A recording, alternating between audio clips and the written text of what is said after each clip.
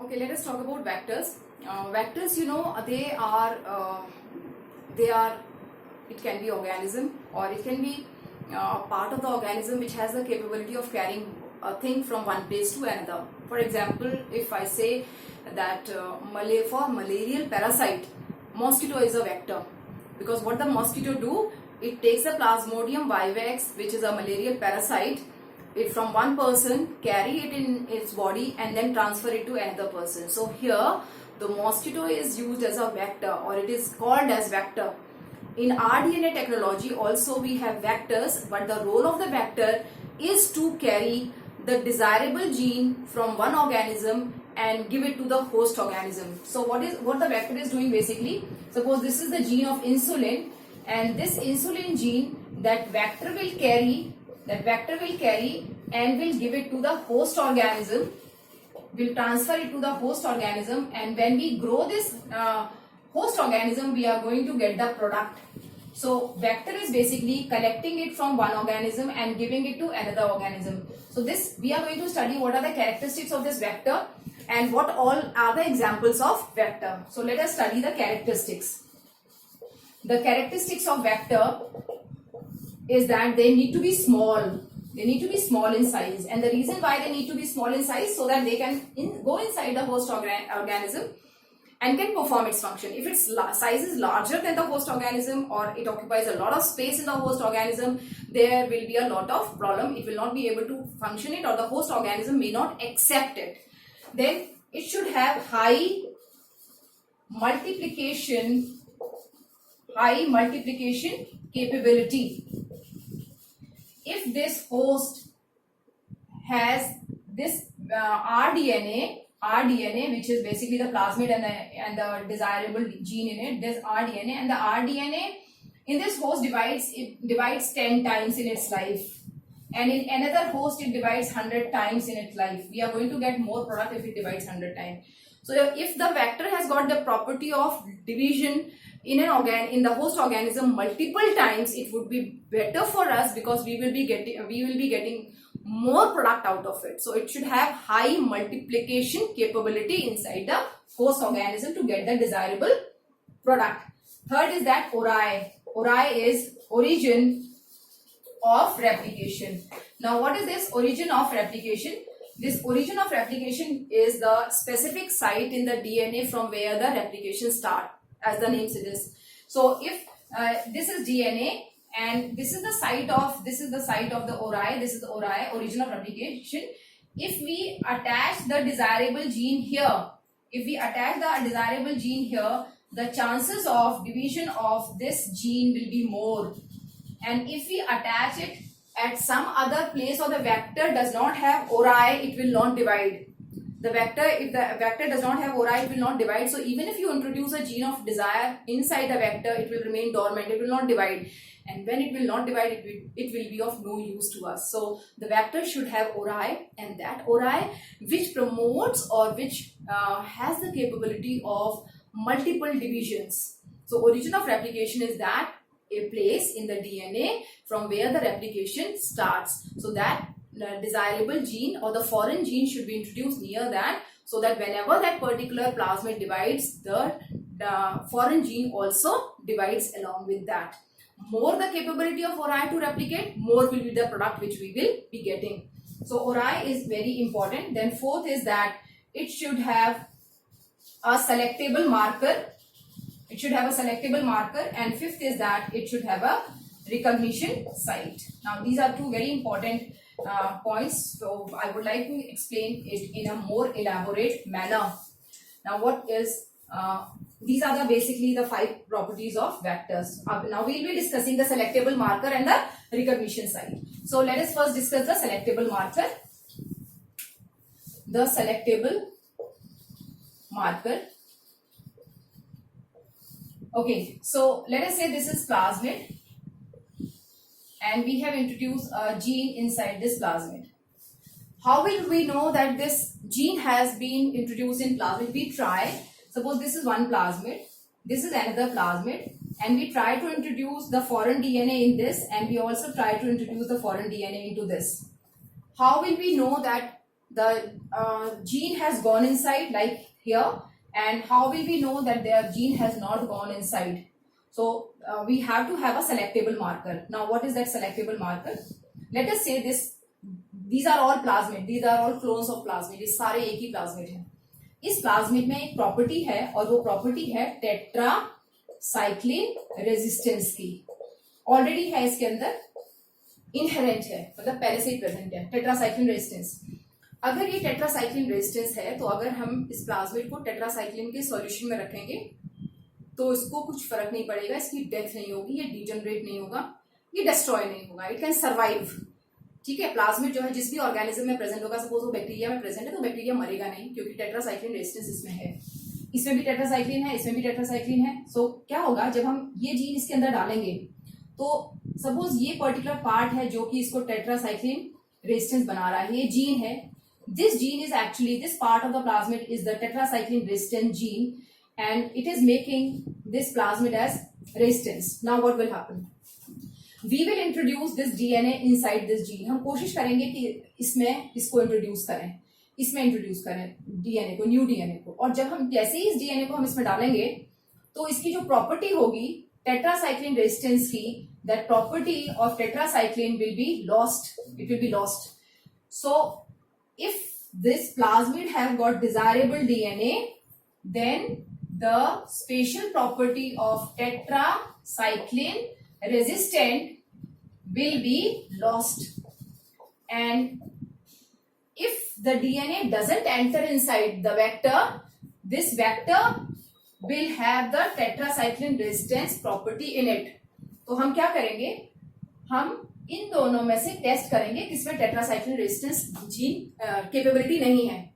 जिसमें नहीं होगी वो हम बिलीव कर लेंगे कि यहाँ पर डीएनए आ गया है, यहाँ पर हमारा फॉरेन डीएनए आ गया है, तो हम इस पर्टिकुलर ऑर्गेनिज्म को रिजेक्ट कर देंगे, हम रिजेक्ट कर देंगे. तो ये पर्टिकुलर मेथड टेट्रासाइक्लिन रेजिस्टेंस का चेक करने का इसलिए किया गया है, so that we know that the foreign gene have gone, foreign DNA, foreign gene, whatever you can say, has gone inside. So tetracycline resistance will be a selectable marker, means it will be a marker on the basis of which we can say or we can select the rDNA and the non-rDNA. This is plasmid, इसकी rDNA बना ही नहीं है, तो हम इसको select कर लेंगे और इसको हम रिजेक्ट कर देंगे, क्योंकि हमें पता चल गया है कि इसमें टेट्रासाइक्लिन रेजिस्टेंस जीन एक्टिव है. इसका मतलब वो डिस्ट्रॉय नहीं हुई है, इसका मतलब उसमें फॉरेन डीएनए नहीं आया है. तो हम सिर्फ इसको ही सेलेक्ट करेंगे. इसी से रिलेटेड, फोर्थ पॉइंट से ही रिलेटेड है fifth point, recognition site. Recognition site. Now what is this recognition site? You all know that recognition site is basically the sequence of bases which is identified by the endonuclease enzyme and they cut it. ठीक है, जैसे GAATTC जो है वो recognition site है ई Core i 1 की. तो recognition site vector में होना जरूरी है, इसलिए जरूरी है क्योंकि अगर नहीं होगा तो उसको एंडोन्यूक्लियस कट नहीं कर पाएगी और उसको सेपरेट नहीं कर पाएगी, ताकि हम उसमें फॉरेन डीएनए डाल सकें. तो रिकॉग्निशन साइट जरूर होनी चाहिए वेक्टर में, ताकि वेक्टर को हम उस पर्टिकुलर एंडोन्यूक्लियस एंजाइम से कट कर सकें. अब रिकॉग्निशन साइट कहां पर होनी चाहिए? सेलेक्टेबल मार्कर के अंदर होनी चाहिए. सेलेक्टेबल मार्कर के अंदर रिकॉग्निशन साइट होनी चाहिए ताकि हम इसको यहां से कट कर सकें. अगर हम इसको प्लाज्मिड को यहां से कट करके इस डीएनए को यहां डालेंगे तो ये सेलेक्टेबल मार्कर नहीं कहलाएगा, because we will not be able to use that, will not be able to use that property and will not be able to identify it. तो रिकॉग्निशन साइट जो है वो सेलेक्टेबल मार्कर के बीच में होनी चाहिए. तो यहां पर जरूर होना चाहिए GAATTC, ताकि हम इसको ई कोराई 1 से काट सकें. अब इसी को मैं थोड़ा सा और इलेबोरेट करती हूँ. सपोज ये सेलेक्टेबल जीन है, इस जीन के अंदर बहुत सारी रिकॉग्निशन साइट होनी चाहिए, लेकिन हर एंजाइम के लिए अलग अलग होनी चाहिए. जैसे ई कोराई 1 के लिए अलग होनी चाहिए, BAM 1 के लिए अलग होनी चाहिए, HIND 2 के लिए अलग होनी चाहिए, so that whatever gene we are using in order to cut the original DNA can also be used here to cut the tetracycline gene and we can introduce a new DNA inside it. तो एक ये selectable marker है, ये selectable marker है और ये सारी जो है वो रिकॉग्निशन साइट है. So always remember that recognition site should be present inside the selectable marker. Okay, children, in continuation with the characteristics of the vectors, now let us try to understand how it is determined whether a host has become transformant or it is still non-transformant. Transformant host is that which have received the rDNA, and non-transformant host is that which have not received the rDNA. So let us take an example here. This is the desirable gene. Okay, I'll make it with the red color. This is the desirable gene. Let us say it is the gene of insulin, and this insulin gene have been introduced inside a vector. Let this vector be a plasmid. Now this has been introduced inside the vector, and this structure have become rDNA, right? So this is inserted, the step 1. In the step 2, we are going to introduce this rDNA into a host organism, and that host organism is bacteria. Let us say that bacteria is E. coli. We want to introduce this into the bacteria. Now when this get introduced inside the bacteria, if it goes inside the bacteria, then the characteristics of the bacteria will change. So this bacteria will be called as transformant. This is called as a transformant.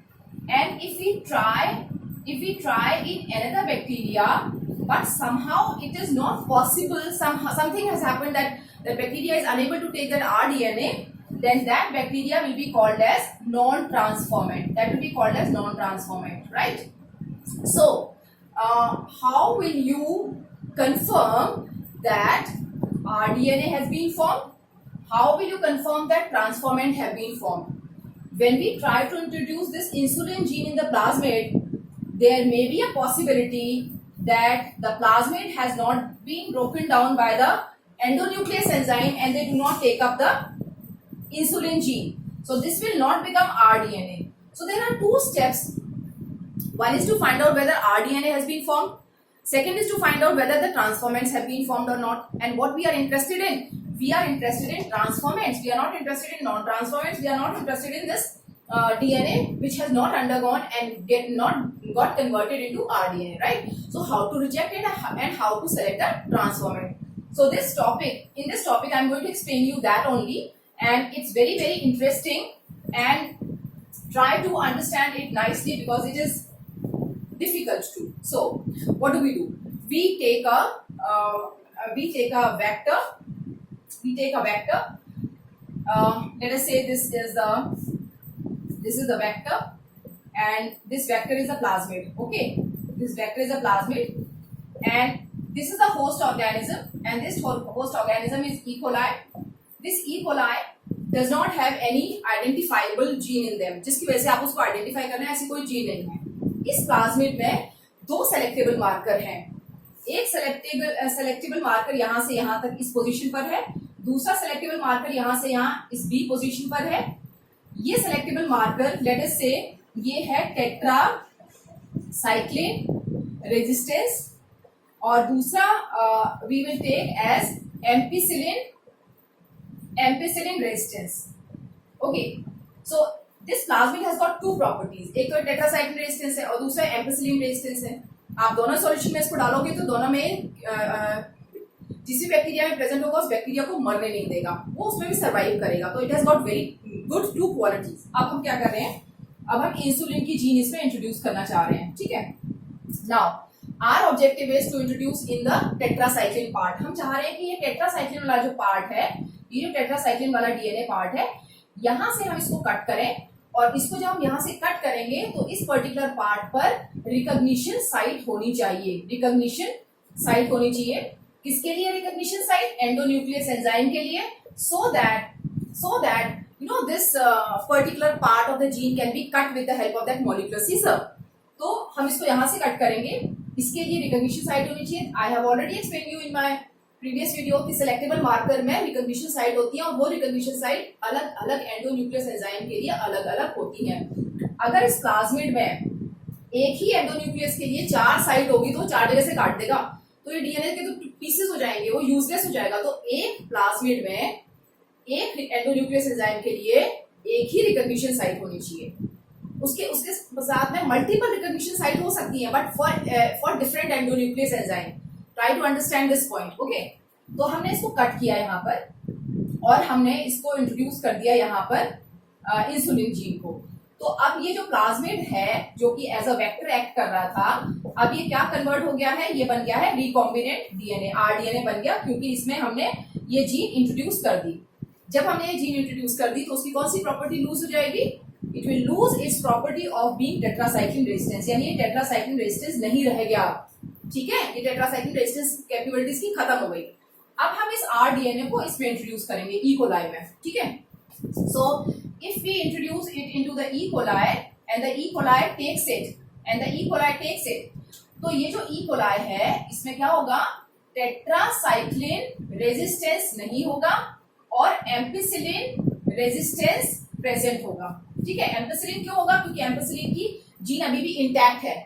तो E coli में जिसमें भी कोई भी additional property नहीं थी, पहले ना तो ये टेट्रासाइक्लिन रेजिस्टेंस था, न ये एम्पिसिलिन रेजिस्टेंस था, तो कोई प्रॉपर्टी नहीं थी। अब इसमें क्या हो जाएगा, टेट्रासाइक्लिन में तो उसकी डेथ हो जाएगी और एम्पिसिलिन में सर्वाइव करेगा। तो हम क्या करेंगे, ये पूरा प्रोसेस होने के बाद में हम सारे ई कोलाई जो कि 1000 मिलियन बिलियन नंबर्स में होंगे, उन सबको हम ग्रो करेंगे पेट्री डिश में, 2 पेट्री डिश में। एक पेट्री डिश में हम लेंगे टेट्रासाइक्लिन और दूसरी पेट्री डिश में हम लेंगे एम्पिसिलिन, या हम दोनों भी एक साथ ले सकते हैं।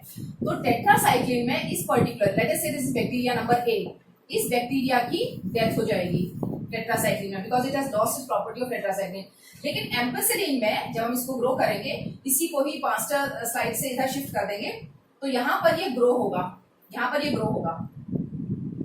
ठीक है, यहाँ पर डेथ हो गई उसकी और वहां पर वो ग्रो हो रहा है। तो हम क्या करेंगे इसको, अगर ये टेट्रासाइक्लिन में इसकी डेथ हो गई और इसमें ये ग्रो हो गया, तो हम इसको सेलेक्ट कर देंगे, we will select that particular bacteria. ठीक है, ये हो गया स्टेप 1। अब दूसरे में हम जब टेट्रासाइक्लिन में इसको ग्रो कर रहे हैं, अब दूसरा एग्जाम्पल ले लेते हैं, एक बैक्टीरिया बी ले लेते हैं। इस बैक्टीरिया बी में प्लाज्मिड जो है, जैसे इसमें आरडीएनए चला गया था, it has rDNA has entered it, let us take an example. हम कोशिश करते हैं सब में जाए, लेकिन सब में नहीं जाता है। तो ये एक एग्जांपल है जिसमें आरडीएनए आया ही नहीं। जब आरडीएनए नहीं आया तो इस ई कोलाई में कोई भी प्रॉपर्टी नहीं होगी, neither it will be tetracycline resistance nor it will be ampicillin resistance because it does not have RDNA in it. So it will die in tetracycline, it will also die in ampicillin. So we are going to reject it because it has died in both. तो हम reject कर देंगे। Third part में हम क्या कर रहे हैं, हम एक और बैक्टीरिया ले रहे हैं। उसमें क्या हुआ, उसके अंदर ये प्लाज्मिड जो था ये गया तो, लेकिन ये आरडीएनए में कन्वर्ट ही नहीं हुआ था। ये जो था आरडीएनए में कन्वर्ट ही नहीं हुआ था, तो ये इसी तरह से था, इसमें इंसुलिन जीन आई नहीं। अगर ये पर्टिकुलर पार्ट इस बैक्टीरिया में जाएगा तो क्या होगा, this particular bacteria will be tetracycline resistance as well as ampicillin resistance. ये दोनों रेजिस्टेंस हो जाएंगे, क्योंकि टेट्रासाइक्लिन की जीन जो है वो ब्रेक होकर के उसमें इंसुलिन की जीन गई ही नहीं। तो ये पर्टिकुलर ऑर्गेनिज्म, ये पर्टिकुलर सी बैक्टीरिया यहाँ पर भी वो ग्रो करेगा और यहाँ पर भी वो ग्रो करेगा, लेकिन हम क्या करेंगे, हम इसको रिजेक्ट कर देंगे। So which bacteria we are going to select, we are going to select only that bacteria which do not grow in tetracycline but grow in ampicillin, right? तो उन बैक्टीरिया को हम सेलेक्ट कर लेंगे। तो अब आप बोलोगे कि मैम इस यहाँ टेट्रासाइक्लिन में तो उसकी डेथ ही हो गई, यहाँ पर वो ग्रो हो रहा है, तो हम डिफरेंशिएट कैसे करेंगे, हम जिसकी डेथ हो गई उसको हम सेलेक्ट कैसे कर लेंगे। ठीक है, उसके लिए क्या करते हैं, I hope you have understood this. If not, then rewind the video and try to understand it. The objective of this particular topic is how to differentiate the transformant from non-transformant. Transformant वो host organism होता है जिसमें RDNA आ जाता है क्योंकि वो transform हो चुका है। Non-transformant वो host organism होते हैं जिसमें RDNA आया ही नहीं है। तो दो स्टेप हुए, एक तो RDNA बना के नहीं और दूसरा ट्रांसफॉर्मेंट आया के नहीं। तो इसलिए हमें 2 सेलेक्टेबल मार्कर चाहिए। एक सेलेक्टेबल मार्कर जो कि यहाँ पर टेट्रासाइक्लिन है, उससे हमें ये पता चल जाएगा that the desirable gene has come inside. Another selectable marker, ampicillin, will give us an indication that E. coli has taken up that rDNA. So we will be in a perfect position to select only the transformants and not the non-transformants. अब मेरा जो next question है वो ये है कि tetracycline में इसकी डेथ हो गई है, एम्पिसिलिन में सर्वाइव हो रहा है, तो आप कैसे डिफरेंशिएट करेंगे कि आपको कौन सा सेलेक्ट करना है। ठीक है, क्योंकि आपने इन तीनों को एक साथ मिक्स करके ग्रो किया है। आपने इन तीनों को मिक्स करके, आपने तो डिफरेंशिएट नहीं किया, मैंने तो आपको अलग अलग बता दिया, लेकिन ये तो सब मिक्स है। आपने सारे बैक्टीरिया को इसमें भी ग्रो कर दिया और इसमें भी ग्रो कर दिया, फिर आपको सेलेक्ट करना है। So try to understand it how we do that. We do that with the help of a master plate method. Master plate method हम यूज करेंगे। Let us see how this master plate method is used. ये petri dish है हमारी, this is petri dish, और हम इसमें bacteria की colonies grow कर रहे हैं। Let us say A bacteria, B bacteria, C, D and E. So you know when they grow as a colony, you will find that they grow in small circles. Fungus को grow करते हुए देखा होगा bacteria को, तो वो एक particular spore से स्टार्ट होती है उनकी life and then they grow in every direction. तो यू विल फाइंड सर्कल्स और spots. So each spot represents one progeny of one particular bacteria, clones of one particular bacteria. तो ये सारे bacteria एक टाइप के हैं, ये एक टाइप का है, this is different, this is different, this is different. Okay, हमारे पास है 5 डिफरेंट कॉलोनीज आ गई या 5 डिफरेंट बैक्टीरिया आ गए। Now what we did, we take a velvet cloth or a velvet paper and then we cover it on the surface of a petri dish। एक petri dish imagine करो, उसके या एक glass imagine कर लो, एक glass imagine कर लो, उसके ऊपर आपने वेलवेट के कवर रख दिया, उसको पकड़ लिया ऐसे करके, उसको उसके माउथ को कवर कर दिया and then you just invert it। I'm trying to make you understand something like this। This is glass, it has been covered by velvet paper। You picked up this glass and put that velvet paper on the master plate। This is the master plate, this is the master plate।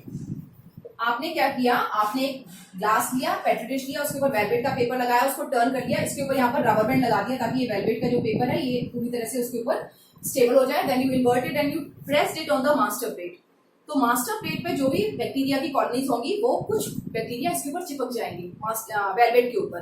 And then here on the other petri dish you will have that gel on which the bacteria can grow। Nutrient medium होगा, उसमें jail होगा, और यहाँ पर होगा tetracycline और यहाँ पर होगा एम्पिसिलिन, यहाँ पर होगा एम्पिसिलिन। तो आप एक बार इसको यहाँ पर प्रेस करेंगे तो यहाँ पर A B C D E आ जाएगा, यहाँ पर भी A B C D E आ जाएगा, ठीक है। So this is A B C D and E and so on। Then you will let them grow. एक को टेट्रासाइक्लिन में डाल दिया, एक को एम्पिसिलिन में। अब क्या हुआ, टेट्रासाइक्लिन में D की डेथ हो गई, E की डेथ हो गई, A B C सर्वाइव कर रहे हैं। इसका मतलब क्या हुआ, टेट्रासाइक्लिन केपेबिलिटी उसमें है ही, टेट्रासाइक्लिन रेजिस्टेंस केपेबिलिटी खत्म हो गई। टेट्रासाइक्लिन रेजिस्टेंस कैपेबिलिटी कब खत्म होगी, जब उसमें इंसुलिन की जीन या डिजायरेबल जीन या जीन ऑफ इंटरेस्ट आ जाएगा। इसका मतलब ये डी और ई हमारे काम का है, because that gene has been destroyed, lost its property and that insulin gene has come inside. फिर हम देखेंगे एम्पिसिलिन में कौन सा ग्रो हो रहा है। अगर इसमें सिर्फ डी ग्रो हो रहा है, डी इज ग्रोइंग, ई नहीं हो रहा है, you can imagine anything like ये भी नहीं ग्रो हो रहा है, ये भी नहीं ग्रो हो रहा है, ये ग्रो हो रहा है, ठीक है। तो आप क्या करोगे, आपको बहुत ही क्लियर है यहाँ पर कि यहाँ से तो डी और ई आपने सेलेक्ट कर लिया बिकॉज इसमें RDNA जा चुका है, ओके। फिर आपने यहाँ पर देखा कि डी तो डी ग्रो कर रहा है, D is growing. So initially I told you कि अगर वो टेट्रासाइक्लिन में ग्रो नहीं कर रहा, इसमें ग्रो कर रहा है तो आप उसको सेलेक्ट कर लेंगे, तो डी आप सेलेक्ट कर लेंगे। ई जो है, ई की डेथ हो गई, यहाँ पर वो टेट्रासाइक्लिन में भी सर्वाइव नहीं कर रहा है, वो एम्पिसिलिन में सर्वाइव भी नहीं कर रहा है, इसका मतलब उसमें RDNA आया ही नहीं, तो आप ई को रिजेक्ट कर देंगे। You are going to reject E, ठीक है। आप यहाँ पर ये भी ग्रो नहीं हो रहा है, ये भी नहीं ग्रो हो रहा है, तो आप बी और सी को भी रिजेक्ट कर देंगे क्योंकि इसमें एम्पिसिलिन की जीन ही नहीं आई, और ई कोलाई में तो पहले से कोई जीन नहीं थी, अभी भी नहीं आई, इसका मतलब उसके अंदर प्लाज्मिड गया ही नहीं, उसके अंदर वेक्टर गया ही नहीं, उसके अंदर RDNA गया ही नहीं। अब बात करते हैं ए की। ए यहाँ पर सर्वाइव कर रहा है, लेट अस से वो यहाँ पर भी सर्वाइव करता है, ठीक है, यहाँ पर भी सर्वाइव कर रहा है, और यहाँ पर तो कर ही रहा था, डी और ई नहीं कर रहे थे, बाकी ये सब सर्वाइव कर रहे थे, तो यहाँ पर भी सर्वाइव कर रहा है, यहाँ पर भी सर्वाइव कर रहा है, वो टेट्रासाइक्लिन में भी सर्वाइव कर रहा है, वो एम्पिसिलिन में भी सर्वाइव कर रहा है। It means the tetracycline gene has not been destroyed by the inserted insulin in it, insulin गया ही नहीं उसके अंदर। तो ये वो एग्जाम्पल है जिसमें कि बैक्टीरिया ने प्लाज्मिड तो ले लिया है, लेकिन प्लाज्मिड के अंदर इंसुलिन ही नहीं है, तो जब ये प्लाज्मिड इसके अंदर जाएगा तो टेट्रासाइक्लिन रेजिस्टेंस भी हो जाएगा और एम्पिसिलिन रेजिस्टेंस भी हो जाएगा, but you are not going to select a because it has taken a plasmid or a vector which do not have a gene of desire, तो हमारे लिए उसकी कोई इंपॉर्टेंस नहीं है. So this is what I want to make you clear, and this is the method of selection of transformants from non-transformants. Okay, and what plays an important role in it? It is the selectable markers which play a very important role in it. Now come on to the next point.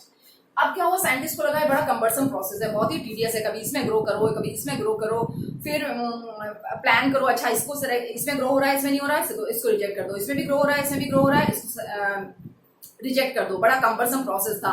तो उन्होंने एक और method device किया. वो method क्या था? वो method था insertional inactivation method. That is insertional inactivation method. Now what is this insertion inactivation method? इसमें क्या होता है कि हम एक ऐसी जीन को सेलेक्ट करते हैं जो कि एक सबस्ट्रेट की प्रेजेंस में कलर्ड प्रोडक्ट बनाती है. Let's take an example. फिर से हम वही एग्जांपल ले लेते हैं. हमने इसको इंसुलिन जीन इंट्रोड्यूस करनी है. हमने एक प्लाज्मिड ले लिया और इस प्लाज्मिड में एक जीन ले ली, ये जीन ले ली, ये जीन ली, and this gene from here till here, let us say this gene is beta galactosidase. And this have the property of producing blue color in the colonies. तो हम जब इसको डालेंगे एक बैक्टीरिया में प्लाज्मिड को, तो और बैक्टीरिया को ग्रो करेंगे तो क्या आएगा? ब्लू कलर प्रोड्यूस होगा. A blue color will be produced. Now what we will do? We will try to introduce this insulin gene. ये प्लाज्मिड है, हमने इंसुलिन जीन कहाँ डाल दी? बीटा गैलेक्टोसाइडेज को यहाँ से ब्रेक किया रिकॉग्निशन साइट से, और हमने इंसुलिन जीन यहाँ पे डाल दी. So what will happen? This gene will be lost. It will lose its property. Okay, it will lose its property. The quality of the gene is lost, or it will lose its property. तो क्या होगा जब ये अब ये RDNA बन गया? When this RDNA is shifted to or it is allowed to go inside the host, and the host, let us say, takes up this. Then this host, when this host is grown, the gene has been destroyed which has the capability of producing a blue color. So when we grow this host organism, it is not going to produce a blue colony. तो blue colony वो नहीं बनाएगा, वो क्या बनाएगा? White colony. Okay, so वो जो है blue color colonies नहीं बनाएगा, वो क्या बनाएगा? White color colony बनाएगा. So are we going to select the white color colony, or we are going to select the blue color colony? Right. Blue colour कब बनेगा? जब जीन एक्टिव होगी. जीन एक्टिव कब होगी? जब उसके अंदर हम उसको ब्रेक करके उसके अंदर डिजायरेबल जीन नहीं डाल पाएंगे. तो ब्लू कलर प्रोड्यूस कर रहा है, इसका मतलब वो जीन इंटैक्ट है, but we don't want intact gene. We want that particular gene to be broken down, to be cut, and want to insert in that. तो जो व्हाइट कॉलोनीज होंगी हम उनको सेलेक्ट कर लेंगे, और जो ब्लू कॉलोनीज होगी हम उनको रिजेक्ट कर देंगे. तो ये एक ही बार में पूरा प्रोसेस हो गया. So it is less cumbersome, quick to decide, easy to grow. So now this has taken over as compared to the two antibiotic resistant selectable marker which we have discussed earlier. So the characteristics of the vectors are clear, and the selectable marker and recognition site I hope is clear.